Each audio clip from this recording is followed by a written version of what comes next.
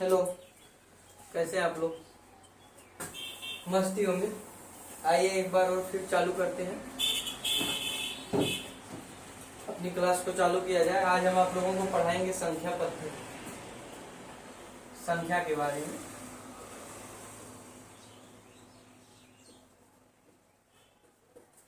संख्या पद्धति, number system. देखिए, संख्या पद्धति में आज हम लोग जानेंगे सम संख्या, विषम संख्या, भाज्य संख्या, अभाज्य संख्या, ठीक ना। इन सभी संख्याओं को जानने के बाद फिर हम लोग आगे पढ़ेंगे, आगे बढ़ते चलेंगे, क्योंकि संख्या पद्धति का ज्ञान होना जरूरी है कि कौन सी संख्या सम है, विषम है, फिर विभाजकता पढ़ाएंगे। इसके बाद आइए तो हम लोग जानते हैं, सबसे पहले चालू करते हैं कि प्राकृतिक संख्याएं किसे कहते हैं। कौन सी संख्याएं? प्राकृतिक संख्याएं। तो लिखिए, प्राकृतिक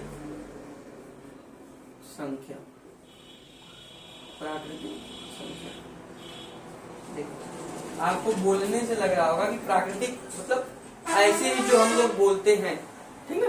प्राकृतिक संख्या मतलब प्रकृति, ऐसे ही नॉर्मली जो हम लोग बोलते हैं, जैसे 1 2 हम बोले। अभी आपको गिनती सुनाइए, गिनती कहाँ से आप सुनाएंगे? 1 2 3 4 5 6। तो यही संख्या क्या होती है? प्राकृतिक संख्या कहलाती है। जैसे 1 2 3 4 5 6। तो कह सकते हैं, हम इसको परिभाषित कर सकते हैं, वह संख्या जो 1 से स्टार्ट होकर अनंत तक जाती हो, कौन सी संख्या कहलाती है? प्राकृतिक संख्या कहलाती है। क्या लिख दे? लिख लीजिएगा आप लोग कि वह संख्या जो 1 से स्टार्ट होकर कहां तक जाती है?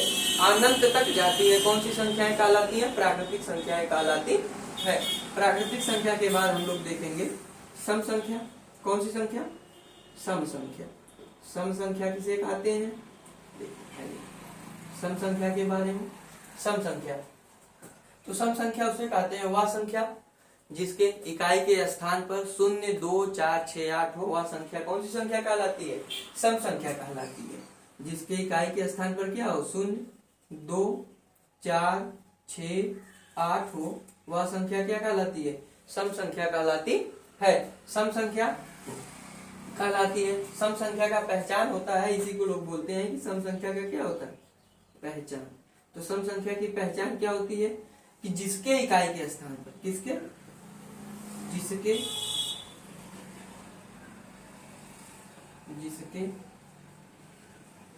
इकाई के स्थान पर, जिसके इकाई के स्थान पर क्या हो? 0 2 4 6 8 हो, वह संख्या क्या कहलाएगी? सम संख्या कहलाएगी। जैसे अभी हम लिख दिए, देखिए ध्यान दीजिए, जैसे हम लिख दिए 76, तो इकाई के स्थान पर 6 दिख रहा है। तो जब हमें इकाई के स्थान पर 6 दिख रहा है, तो इसका मतलब क्या है? यह संख्या क्या है? सम संख्या बिल्कुल है, ठीक है। तो ऐसे ही इकाई के स्थान पर कितनी भी बड़ी संख्या हो, जब इकाई के स्थान पर हमें क्या दिख रहा है? 4 दिख रहा है, तो इसका मतलब क्या है? यह सम संख्या है, ठीक ना। आगे देखिए, विषम संख्या के बारे में हम लोग जानते हैं, लिख लीजिए इसको, ठीक ना। तो विषम संख्या के बारे में थोड़ा सा जानते हैं। विषम संख्या किसे कहते हैं? कौन सी संख्या? विषम संख्या। विषम संख्या, इवन नंबर, इवन। तो विषम संख्या किसे कहते हैं? विषम संख्या वह संख्या जिसके इकाई के स्थान पर, वह संख्या जिसके इकाई के स्थान पर क्या होना चाहिए? देखिए, जिसके इकाई के स्थान पर, जिसके इकाई के स्थान पर क्या हो? 1 3 5 7 9 हो, वह संख्या क्या कहलाएगी? विषम संख्या कहलाएगी। सम संख्या कौन थी? सम संख्या जिसके इकाई के स्थान पर क्या था? 0 2 4 6 8 दिख जाएगा, वह संख्या हमारी सम संख्या हो जाएगी। विषम संख्या जिसके इकाई के स्थान पर 1 3 5 7 9 दिख जाएगा, वह संख्या कौन सी संख्या रहेगी? विषम संख्या।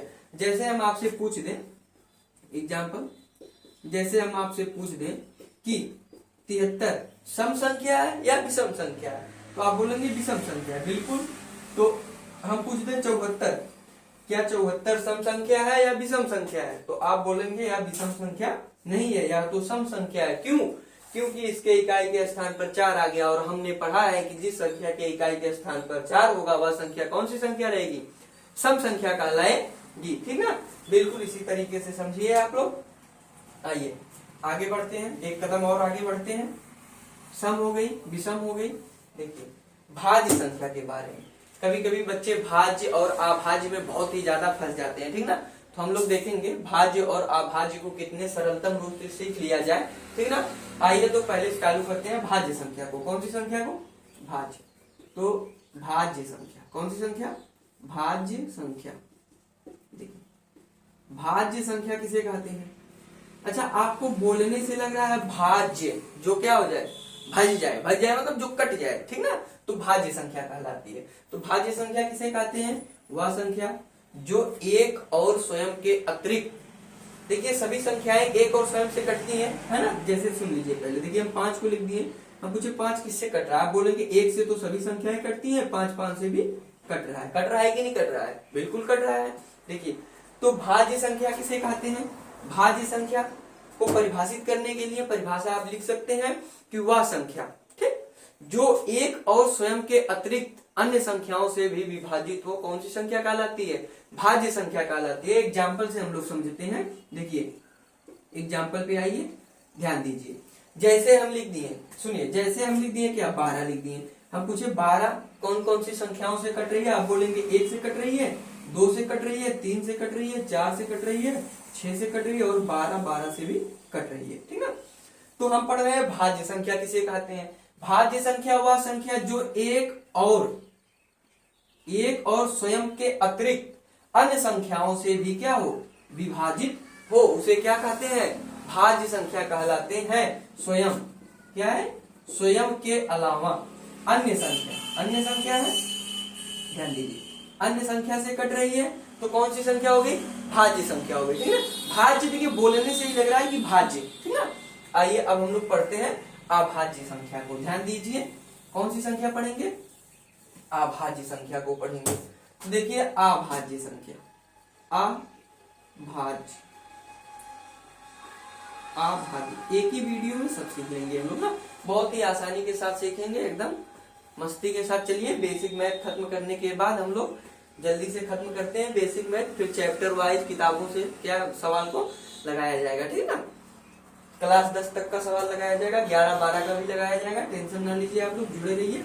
देखिए बेसिक मैथ मजबूत करना क्या है? बहुत ही जरूरी है। ठीक ना, कभी कभी बच्चे मिलते हैं, बोलते हैं सर मैथ आता नहीं है, समझ में नहीं आता है हमको, कैसे शुरू करें, कहाँ से पढ़ें? तो उनको एक ही चीज कहते हैं कि बाबू पहले आप बेसिक चीज पे पकड़ बनाओ। आपको मैथ सीखनी है तो सबसे पहले किस पे पकड़ बनाओ? बेसिक चीज। जब तक आप बेसिक चीज के बारे में नहीं जानेंगे तब तक मैथ के बारे में नहीं जानेंगे। ठीक ना, तो देखिए, तो अभाज्य, अभाज्य बोलने से लग रहा है कि अभाज्य, जो भाज्य ना हो। ठीक ना, जैसे बोलते हैं ना सफलता मतलब जो सफल हो गया, असफलता मतलब जो सफल नहीं हुआ। तो उसी प्रकार भाज्य मतलब जो कट गया, अभाज्य मतलब जो नहीं कटेगा। ठीक ना, आगे देखिए, तो हम इसको परिभाषित कर सकते हैं कि वह संख्या जो एक और स्वयं के अतिरिक्त किसी अन्य संख्या से विभाजित ना हो। कहने का मतलब एग्जाम्पल से समझते हैं ना, लिख लीजिएगा इसको, लिखना चाहते हैं तो वह संख्या जो एक और स्वयं के अतिरिक्त किसी अन्य संख्या से ना कटे, अभाज्य संख्या कहलाती है। जैसे देखिए एग्जाम्पल के थ्रू हम लोग समझते हैं। एग्जाम्पल पे आइए, एग्जाम्पल में क्या है? एग्जाम्पल में हम लोग देखते हैं कि जैसे हम ले लिए, जानते हैं क्या? देखिए संख्या ले लिए 11, हम बोले भाज्य है या अभाज्य है, आप बताओ। तो आप बोलेंगे कि ये 11 देखें किससे किससे कट रही है, पहले तो चेक करेंगे, देखेंगे 1 से कट रही है और किसी संख्या से कट रही है, कहेंगे 11 से कट रही है। इसका मतलब क्या है? एक और स्वयं से कट रही है ना, एक और स्वयं, एक और स्वयं से कट रही है। तो जब संख्या एक और स्वयं से कटे तो वह संख्या कौन सी होगी? अभाज्य संख्या हो जाएगी। लेकिन यदि यही संख्या एक और स्वयं के अतिरिक्त किसी संख्या से कट जाती तो कौन सी संख्या हो जाती बाबू? भाज्य संख्या हो जाती है ना। आइए फिर देखते हैं, आगे देखते हैं। जैसे हम आपको दे दिए 12, क्या दे दिए? 12, और आपसे पूछ लिए बताइए यह भाज्य संख्या है या अभाज्य संख्या है? तो आप बिल्कुल बेधड़क होकर इस संख्या को देखेंगे और बोलेंगे कि यह संख्या तो 1 से कट रही है, सम संख्या इसलिए 2 से भी कट रही है, 3 से भी कट रही है, 4 से भी कट रही है और 6 से कट रही है, 12 से कट रही है ना। ये बता दिए थे क्या? एक बार लिख दिए थे, देखिए 12 से भी कट जा रही है। तो देखिए एक और स्वयं के अतिरिक्त अन्य संख्याओं से कट रही है, बिल्कुल कट रही है, इसलिए यह अभाज्य संख्या नहीं होगी। अभाज्य संख्या कौन सी संख्या होगी? जो संख्या एक और स्वयं के अतिरिक्त किसी भी संख्या से विभाजित ना हो, ठीक ना, वो कौन सी संख्या होगी? अभाज्य संख्या होगी। आगे देखिए एक संख्या होती है सह अभाज्य, बच्चे बहुत ही फंस जाते हैं। सह अभाज्य, देखिए समझिए, सह अभाज्य, सह अभाज्य, सह अभाज्य संख्या कौन सी संख्या? सह अभाज्य संख्या। तो सह अभाज्य संख्या में बच्चे बहुत ही फंस जाते हैं। देखिए सह मतलब सात, सह मतलब क्या होता है? सह मतलब सात, अभाज्य मतलब जो विभाजित ना हो, ठीक ना। सह मतलब सात, कहने का मतलब हमें साथ में दो संख्याएं दी रहेंगी, ठीक है ना। साथ में कितनी संख्याएं दी रहेंगी? दो संख्याएं हमें मिलेंगी साथ में। हमें पता करना है कि संख्याएं ये क्या है, सह अभाज्य है कि नहीं है। तो जिस संख्या का गुणनखंड करने पे, गुणनखंड मतलब किन किन संख्याओं से विभाजित हो रही है, ठीक ना। जिन संख्याओं का क्या करने पर, गुणनखंड करने पर, ठीक यही होगा। जिन संख्याओं का गुणनखंड करने पर, क्या करने पर?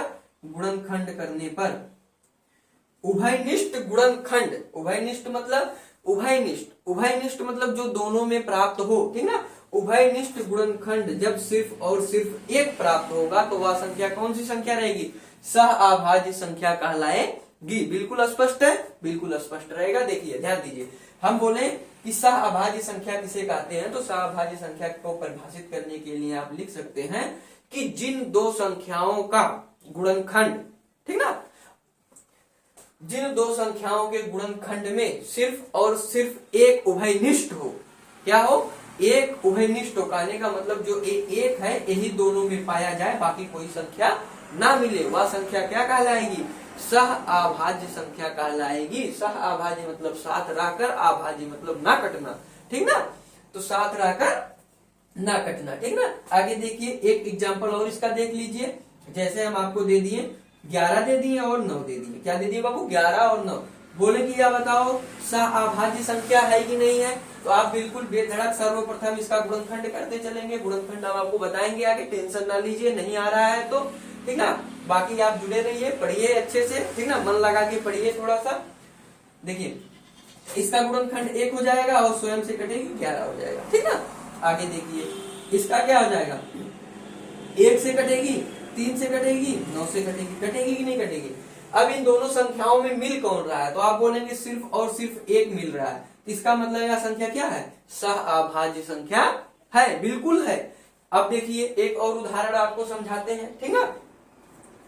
चलिए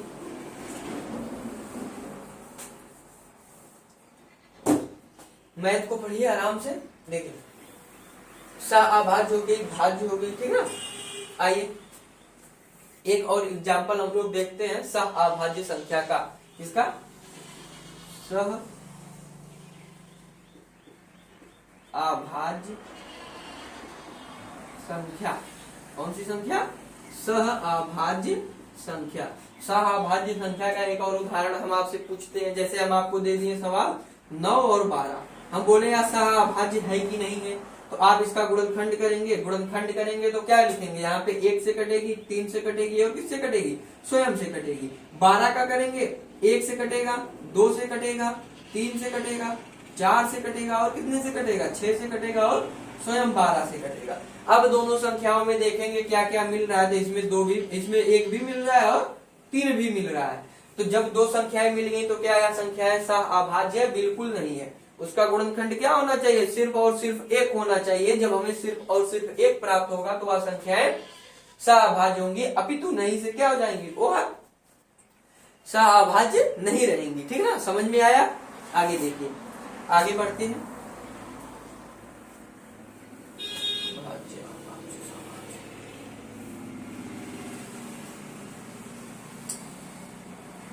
पूर्ण संख्या जानते हैं? पूर्ण संख्या, पूर्ण संख्या कौन सी संख्या? पूर्ण संख्या। पूर्ण संख्या किसे कहते हैं? पूर्ण संख्या किसे कहते हैं? पूर्ण संख्या किसे कहते हैं? पूर्ण संख्या, ये सब बेसिक चीज जब आप लोग जानेंगे तभी मैथ पढ़ने में मजा आएगा, ठीक है। जैसे अभी हम सवाल दे दिए, दो पूर्ण संख्याओं का योग 12 है, तो पूर्ण संख्या या दो प्राकृतिक संख्याओं का योग इतना। तो जब आपको प्राकृतिक संख्या पता ही नहीं रहेगी तो आप क्या करेंगे, हम बोल दिए 3 अभाज्य संख्या लिखिए, ठीक, या हम सवाल बोल दिए 2 सम संख्याओं का योग 48 है तो संख्या ज्ञात कीजिए। तो जब आपको सम विषम ये सब बेसिक कॉन्सेप्ट नहीं क्लियर रहेगा, बेसिक चीज नहीं पता रहेगी, तो आपको कहां से आएगा। इसीलिए हम आप लोगों के बीच लेकर आए हैं मैथ का एकदम बेसिक कॉन्सेप्ट, आराम से तबाही तरीके से पढ़ेंगे, एकदम जबरदस्त तरीके से पढ़ेंगे, ठीक ना। सिर्फ जुड़े रहिए, थोड़ा सा वीडियो शेयर कीजिए जो बच्चे कमजोर हैं मैथ में, ठीक ना, हमारे थ्रू। या देखिए पढ़ाई कहीं पे करिए, जम के करिए, अच्छे से करिए, लगन से करिए, ठीक ना। पढ़ने का मतलब है क्या, पढ़ लीजिए, कुछ हासिल कर लीजिए, कुछ बन जाइए, ठीक ना, ताकि घर वालों को भी क्या हो, आपके ऊपर गर्व हो, आपको बोलो कि हाँ हमारा बच्चा क्या कर रहा है, पढ़ रहा है, अच्छे से है, ठीक ना। देखिए पूर्ण संख्या किसे कहते हैं, तो हम आपको बताएं प्राकृतिक संख्या।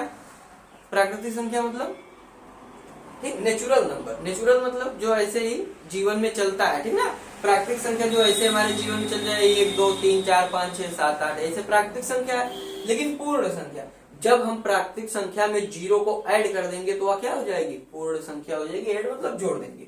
तो जब संख्याएं कहां से चालू हो जाए, जीरो से चालू हो जाए, जैसे 0 1 2 3 4 5, तो यह संख्या क्या हो जाएगी, पूर्ण संख्या हो जाएगी। परिभाषित करने के लिए लिख सकते हैं कि जब हम प्राकृतिक संख्याओं में जीरो को जोड़ दें या शून्य को जोड़ दें तो वह संख्या क्या हो जाती है, पूर्ण संख्या हो जाती है, ठीक ना। तो इतना पढ़िए और याद करिए आप लोग, ठीक ना। बाकी कल आप लोगों के लिए हम लाएंगे विभाजकता, बहुत ही जरूरी, बहुत ही इंपॉर्टेंट चैप्टर है कि 2 से विभाजित संख्या, ठीक ना। जैसे 2 से विभाजित संख्या, आपसे पूछ लिया कोई 2 से विभाजित संख्या बताइए, 3 से विभाजित बताइए, 4 से विभाजित बताइए। जैसे लिख दिए हम क्या लिख दिए, हम लिख दिए ऐसे लिख दिए। हम बोले बताओ 3 से कटेगी, आपको पता ही नहीं रहेगा, सोचने लगेंगे। तो फिर जैसे संख्या लिख दिया ऐसे लिख दिया, या फिर संख्या देख लीजिए ऐसे लिख दिया, बोल दिया कि 3 से कटेगी कि नहीं कटेगी, आप सोचेंगे कि कटेगी कि नहीं कटेगी। तो कल हम आप लोगों के लिए लाएंगे एकदम अपने अंदाज में, ठीक ना, विभाजकता। आप लोग जुड़िए हमसे, पढ़िए आराम से, थोड़ा वीडियो को शेयर करिए ताकि जो बच्चे कमजोर हैं क्या हो जाए, वो पढ़ के मैथ को अच्छा बना लें अपना, ठीक ना। 10वीं 12वीं तक मैथ पढ़ लेंगे आप लोग अच्छे से, 8वीं क्लास तक बेसिक कॉन्सेप्ट के साथ मैथ पढ़ लेंगे तो यकीन मानिए हमारा कि मैथ आपका बहुत ही अच्छा हो जाएगा। आइए जुड़िए और थोड़ा सा घर पे परिश्रम कीजिए, पढ़िए, ठीक ना। ठीक है, धन्यवाद आज के लिए, चलते हैं, कल फिर मिलते हैं।